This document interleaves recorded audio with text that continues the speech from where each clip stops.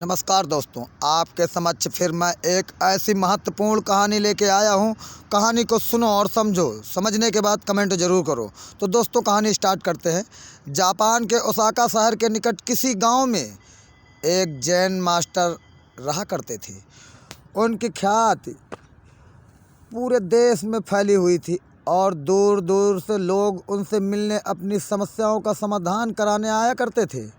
एक दिन की बात है, मास्टर अपने अनुयायी के साथ, अपने शिष्य के साथ प्रातःकाल सैर कर रहे थे कि अचानक ही एक व्यक्ति उनके पास आया और उन्हें भला बुरा कहने लग गया।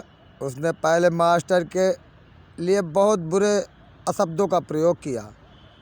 उसके बावजूद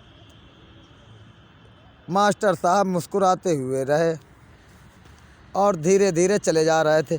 मास्टर को ऐसा करता देख एक व्यक्ति और भी क्रोधित हो गया। पहले वाला व्यक्ति जो अशब्दों का प्रयोग कर रहा था कि मास्टर पे कोई असर नहीं पड़ रहा, वो और अधिक क्रोधित हो गया और उसने पूर्वजों को अपमानित करने लग गया। पर इसके बावजूद मास्टर मुस्कुराते हुए आगे बढ़ते गए।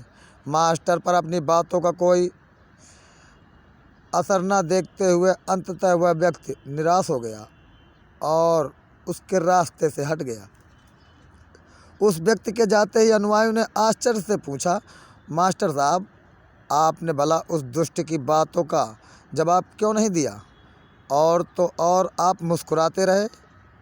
क्या आपको उसकी बातों से कोई कष्ट नहीं पहुंचा?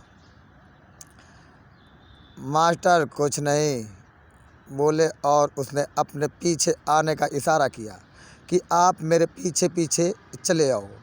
इशारे में, मुंह से कुछ नहीं बोला। कुछ देर चलने के बाद मास्टर के कक्ष तक पहुंच गए, यानी कि मास्टर साहब जहां रहते थे वहां तक पहुंच गए। मास्टर बोले, तुम यहीं रुको, मैं अंदर से अभी आया। मास्टर कुछ देर बाद एक मैले कपड़े लेकर बाहर निकले और अनुयायी को थमाते हुए बोलो, लो, अपने कपड़े उतार कर इन्हें पहन लो। कपड़ों से अजीबोगरीब दुर्गंध आ रही थी और अनुयायियों ने उनके हाथ में लेते ही दूर फेंक दिया। मास्टर बोले, क्या हुआ, तुम इन मैले कपड़ों को नहीं ग्रहण कर सकते हो ना? ठीक इसी तरह मैं भी उस व्यक्ति द्वारा फेंके हुए अशब्दों को नहीं ग्रहण कर सकता हूँ।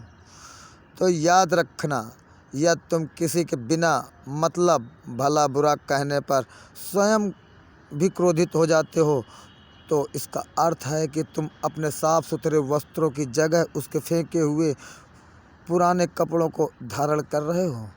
तो मेरी कहानी में ऐसे धारणा बनाए हुए आप सुन रहे हो। मेरी कहानी समाप्त हो चुकी है और मेरे चैनल को लाइक, सब्सक्राइब, शेयर ज़रूर करें। धन्यवाद दोस्तों।